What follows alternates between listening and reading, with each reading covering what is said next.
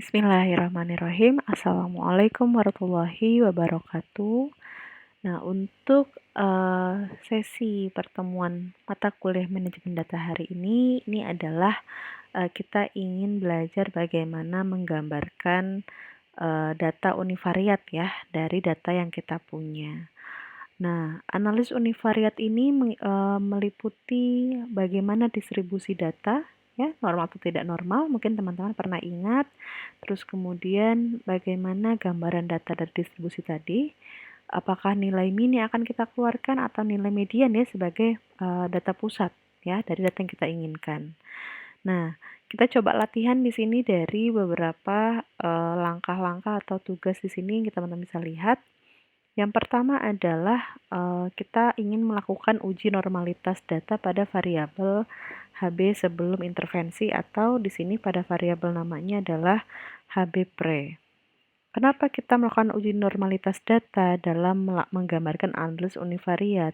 Karena nanti dalam data yang ingin kita keluarkan, kita harus memilih apakah data kita harus punya gambaran dulu tentang data kita ya. Apakah data kita berdistribusi normal atau tidak? Jika berdistribusi normal, maka yang kita keluarkan adalah min. Plus minus ada deviasi untuk menggambarkan. Nah, jika data kita tidak berdistribusi normal, maka sebaiknya data pusat yang kita keluarkan adalah nilai median dengan min sampai maksimum ya dari data tersebut. Nah, itu untuk mendapatkan kita menggali bagaimana gambaran data kita. Nah, maka tahapan yang pertama adalah ini untuk contoh latihannya, kita akan melakukan uji normalitas data pada variabel HB pre. Ini kita sudah punya ya dari dataset yang sebelumnya, yaitu HB pre itu adalah HB sebelum intervensi. Nah, kita bisa lakukan di sini uji normalitas data dengan memilih menu pada SPSS yaitu analyze ya, analyze. Nah, dari analyze ini kita akan melihat nih ada banyak pilihan ya. Nah, pilihan yang akan kita gunakan untuk memilih dari data tadi adalah dengan deskriptif statistik. Ya, deskriptif statistik di sini nanti ada pilihan yaitu explore. Nah, explore ini salah satu menu yang ada pada explore adalah kita bisa melihat bagaimana gambaran distribusi data. Pada explore di sini kita pilih ya, eksplorasi data, maka kita akan lihat bagaimana gambaran data dari HB sebelum intervensi tadi, gitu ya. Kita pilih dia di sini untuk dependent list, kemudian kita pilih jangan lupa statistiknya, ya, deskriptif, di mana confidence interval untuk mean atau untuk rata-rata yang kita gunakan adalah 95% ya. Biasanya untuk ilmu sosial atau yang ada di masyarakat ya selain klinis, kita menggunakan confidence intervalnya atau derajat kepercayaan adalah 95%. Nah, ini kita continue. Kita pilih plots karena plots yang di sini akan menunjukkan bagaimana distribusi data kita ya. Box plot, deskriptif, kita klik saja semua, stem and leaf, histogram, kemudian box plotnya, dan jangan lupa kita klik normality plot with test, karena nanti dari data ini yang akan kita lihat apakah data berdistribusi atau tidak. Ya, kita continue. Nah, dari sini kita pilih displaynya adalah both, keduanya, baik statistik dan plotnya, ya, baik nilai dari statistiknya tadi pada uji normalitas, baik dan juga plotsnya, yaitu grafiknya, kita akan lihat dalam displaynya, kita klik both keduanya. Oke, nah ini jangan lupa kita lihat kali ini outputnya. Karena output di sini akan menghasilkan informasi yang tadi kita running, yaitu di sini ya, kalau kita lihat explore, saya agak besarkan.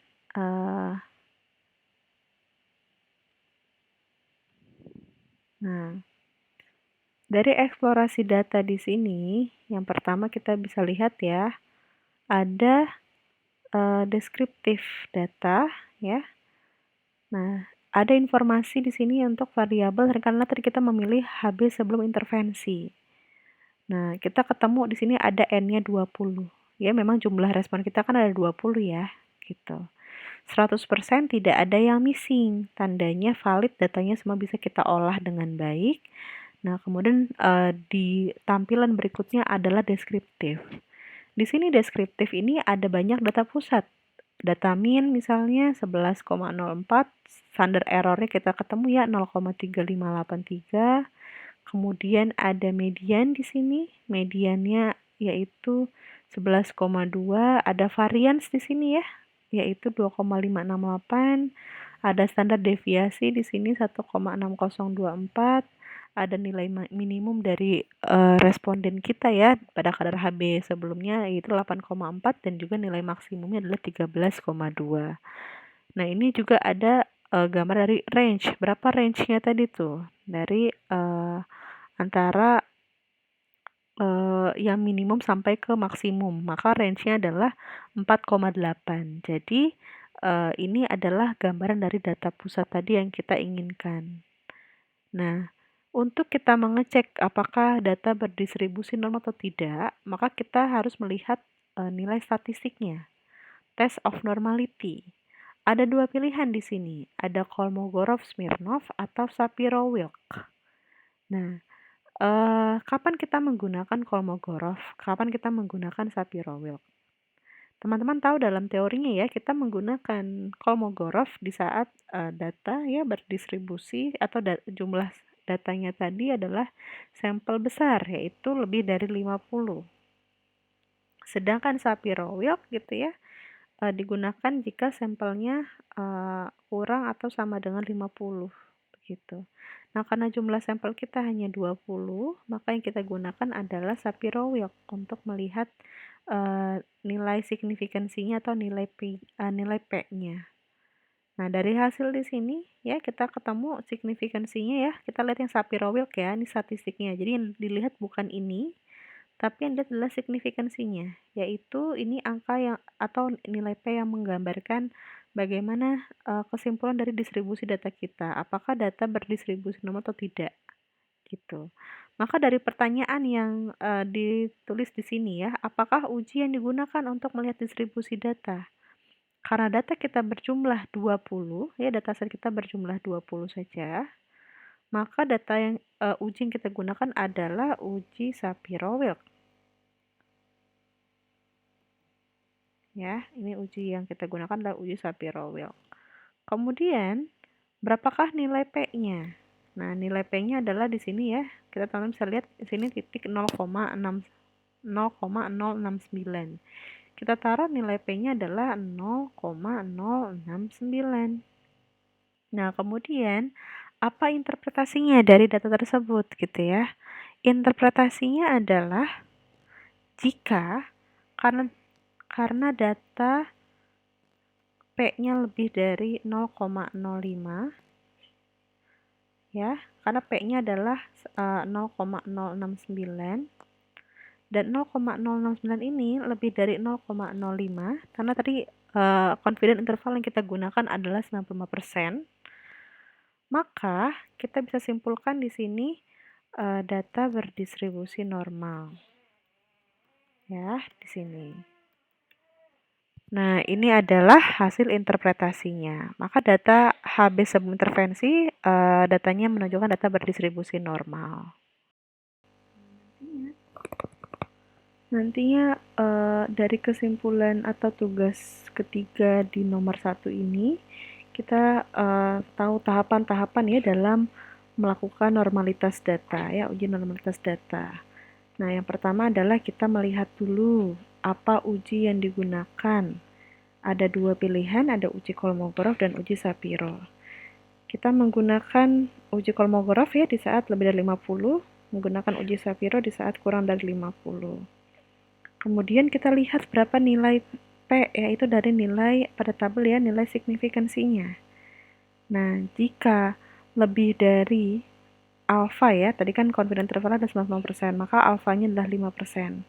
Jika lebih dari 0,05, maka dikatakan data berdistribusi normal. Tapi jika tidak, maka data tidak berdistribusi normal. Tambahannya adalah kita bisa lihat pada di sini nih, Ya, ini adalah kurvanya.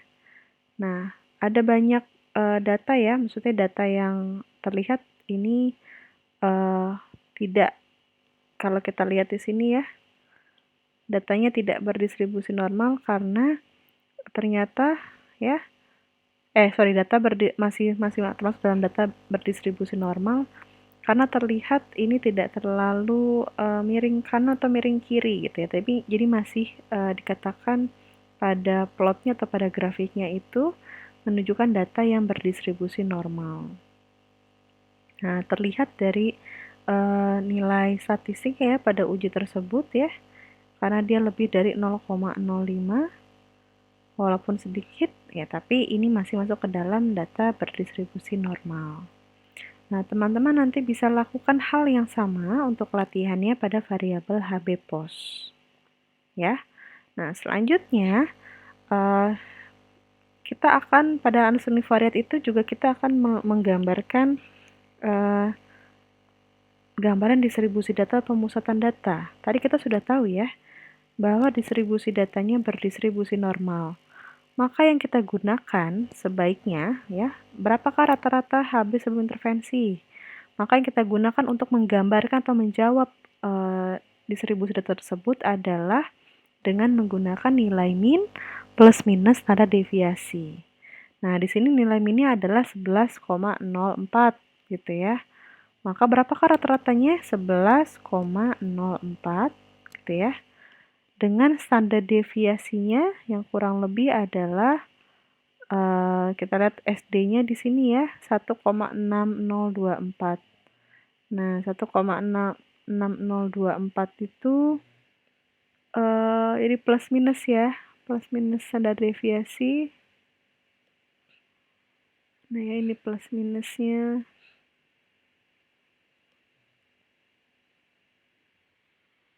Nah, ini ya.